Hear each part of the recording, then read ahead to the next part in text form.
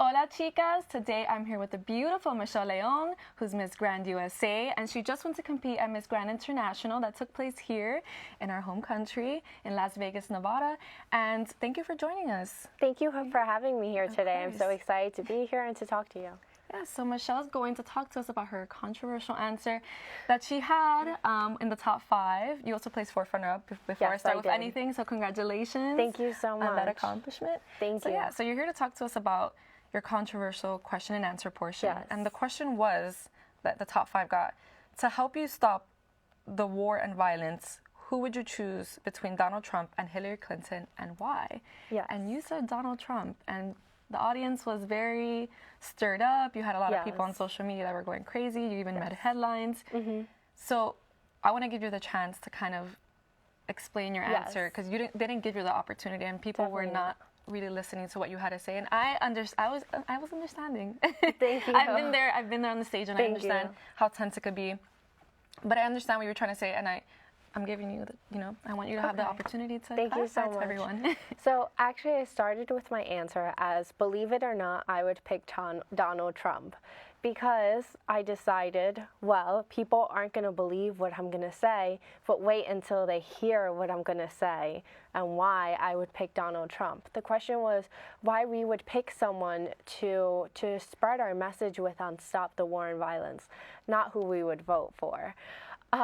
So in my personal understanding, just like Hillary, just like Trump, and many other presidential debates, we are always not so, we don't always agree with every little thing that they have to say. Mm-hmm. So there, of course, have been things that Donald Trump has said that I have not been totally, that I do not totally agree with.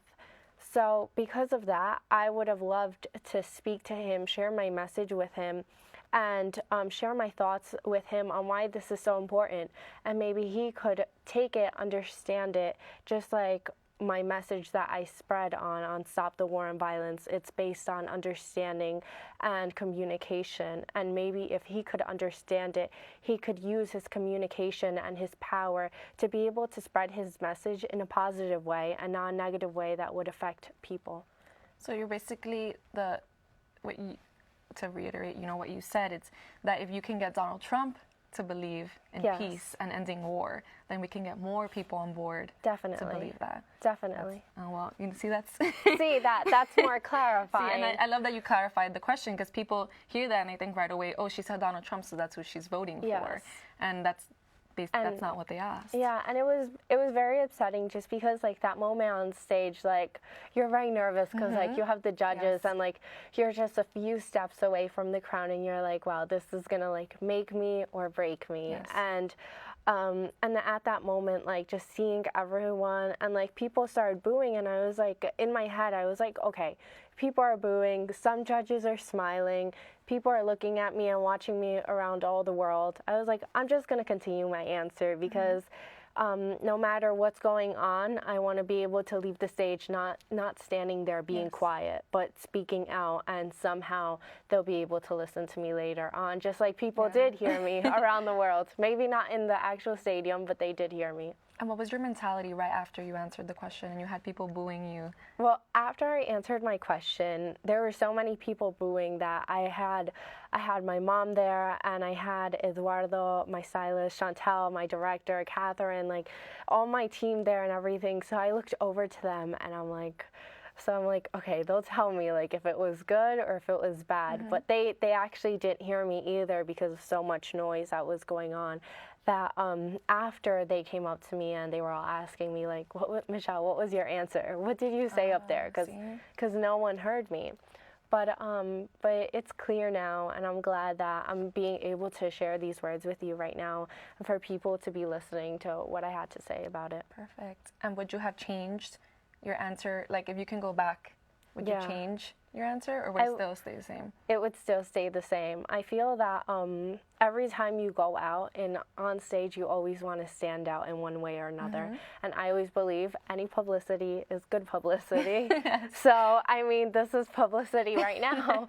people are watching and people listen to my answer, and some might not have understood completely, but it was more just because they listened to the first 5 words and not the whole answer in total and understood it and took it in. So I would definitely not change my answer. Perfect. If anything, I would probably clarify it more. Okay. And you're a Latina. Yes. How was the Latino headlines? What did you see online, or did you hear from anyone? How were their Yes. remarks? Because, you know, it could be controversial towards Latinos. It definitely was controversial. I mean, going on the internet the first day, that first night, I was going on, and the things people were writing were terrible, like terrible comments. And I was like, Michelle, like, I can't look at this. Like, I can't read this, because if I start reading this and I put it in my head, I was like, I know none of this is true. I know that what I did was my best out there, and people just didn't understand what I had to say. So I didn't want to read anything. It was like days later, weeks later, not weeks, but a week later, that my mom, my family, they're coming up to me like, oh, you came out on El Universo or The Extra talking about the controversial topic. So it wasn't, and no one really said anything bad. They were just clarifying more on what I had to say. Like the Miss Ecuador universe, they also posted my answer as well, the video, clarifying it in Spanish, just because Miss Ecuador Universe is something I plan to do in the future. And because as double nationality, they felt, well, it isn't only representing the United States, but my Ecuadorian family as well. So they posted it there, clarifying it. That's great that you have people supporting you and Yeah. understanding. And I was one of those people that felt, I was like, Thank you. There was more to it. And There I know was more. And people were not giving you the opportunity. Yeah. And it's tough up there, and it can be nerve-wracking. Yeah, definitely. Yeah. Thank you. No, of course. So on to Amor. Let's lighten Yes. this up. How was the experience at Miss Grand International? The experience was definitely once in a lifetime. Like, I would have loved to go to Thailand to compete, but it was so nice, like having it in Las Vegas, being able to, it was actually my first time in Las Vegas. It was funny. Really? Yeah, it was funny because some of the girls were like asking me where to go. I'm like, let me check Google Maps, because I'm not too sure. And like other contestants, like they've already been there, like Mexico, she knew everything all around. So so it was like, okay, perfect. She knows everything. But getting to travel around and see everything, like with all the girls, was nice. Like we went to Red Rock Canyon, we went to the Skywalk, and I am terrified of heights. Like, and then they told us, Boss, the photographer, he told us, okay, girls, go, let's all get on the Skywalk, so that way you guys can take pictures. I'm like, you guys want me to stand over there? I'm like, that's not possible. I'm like, okay, so I closed my eyes. I was like, Michelle, pretend it's like a painting on the floor. Like that is not even rocks. Like, it's just a beautiful painting that you're walking on.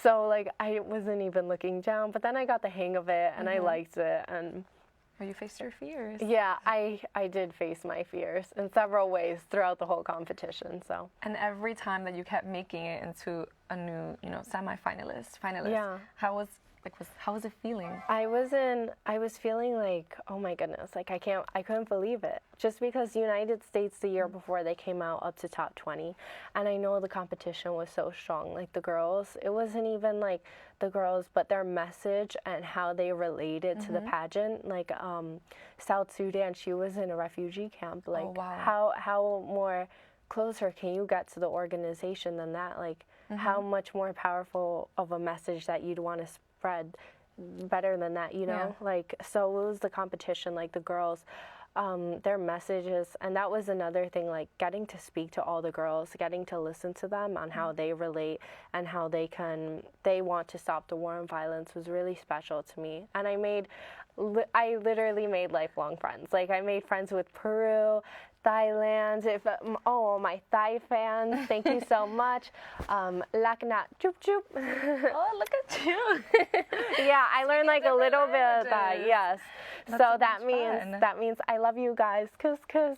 And then like Mali always calls me Papay Leo, because throughout the whole competition, we would be in practice at like 1 o'clock, like still practicing, rehearsing wow. the dance moves. And we would have so much coffee that we started getting a little crazy. Like, we were just bursting with energy. So we came up with this thing that was like babaileo. And she was like, Michelle, like, you're too babaileo right now. Like, no more coffee. Or it would be her. It would either be her or me. And then we had Peru that I made like really good friends with. And Dominican Republic, Lucero. I wouldn't like be able to express how good of a pageant sister she was. She was like, I'm Dominican. So. yeah, she was an amazing pageant sister. Like, I remember once I lost the key card to my room, and she literally sat with me for 30 minutes outside of my room, just waiting for the security to come. And when people like, think of pageants, they think like that girls are Yeah. fighting and they're tense Yeah, and it's that- like catty. like, let me go get her. No, not definitely not like that. So and there was no fights, there was no no, cattiness no, backstage. definitely not. And even Pulling up my hair. none that I saw.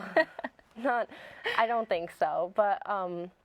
But aside from that, like my roommate was great too. I was like looking forward to meeting my roommate.